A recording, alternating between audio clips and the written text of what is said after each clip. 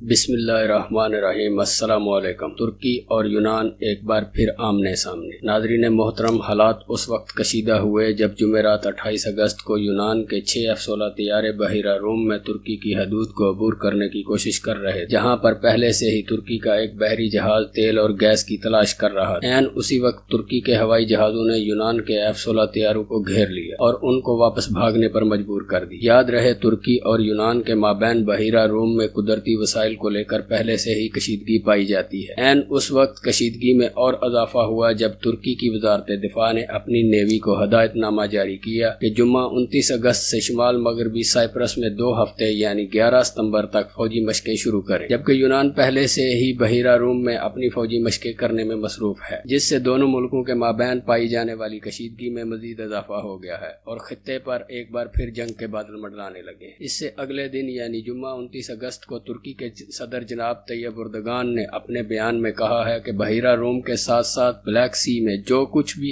اس کا ہے ضرور لے گا اور اپنے حقوق کا دفاع کرے گا۔ ترکی اس پر کوئی رعایت نہیں کرے گا۔ انہوں نے کہا کہ ترکی کا کسی دوسرے ملک کی سرزمین، خود مختاری اور مفادات کے ساتھ کوئی لینا دینا نہیں۔ یہ سب باتیں انہوں نے انقرہ میں منعقدہ ایک تقریب سے خطاب کرتے ہوئے کہیں، جس کو دیکھتے ہوئے یورپی یونین کے ایک اعلیٰ عہدیدار نے یہ بیان دیا ہے کہ یورپی یونین ترکی پر مزید پابندیاں عائد کرنے کی تیاری کر رہی ہے، جس کا اعلان وہ ستمبر کے آخر میں ہونے والے یورپی یونین کے اجلاس میں کریں گے، تاکہ ترکی کو باور ہو کہ یورپی یونین کے ممبر ملک کے سامنے کیسے کھڑا ہوا ہے۔ اور اس کے ساتھ ہی متحدہ عرب امارات نے ترکی کے خلاف اقوام متحدہ کی سلامتی کونسل کو خط لکھا ہے، جس میں ترکی کے خلاف شکایت کی گئی ہے کہ ترکی عرب ممالک میں افراتفری پھیلا رہا ہے۔ اصل میں ان کو یہ فکر کھائے جا رہی ہے کہ 2023 کے بعد جب تمام معاہدے ختم ہو جائیں گے جو کہ ترکی اور ان کے مابین ہیں، اور ترکی تمام تر پابندیوں سے آزاد ہو جائے گا، اور پھر ترکی دوبارہ سلطنت عثمانیہ کی بنیاد رکھ دے گا، جس کا ذکر وہ بار بار کرتا رہا ہے اور کرتا ہے۔ جبکہ یورپی یونین کے ایک اور رکن ملک جرمنی نے معاملے کی سنجیدگی اور خطے میں لاحق جنگ کے خطرے کو بھانپتے ہوئے دونوں فریقین کے مابین صلح کے لیے سرگرم عمل ہو گیا ہے۔ جرمنی نے اپنے وزیر خارجہ ہیک ماس کو ترکی اور یونان کے ہنگامی دورے پر روانہ کر دیا ہے۔ ہیک ماس نے میڈیا کو یہ بیان دیا ہے کہ دونوں ملکوں کو افہام و تفہیم سے کام لینا چاہیے تاکہ خطے میں لاحق خطرہ ختم ہو سکے۔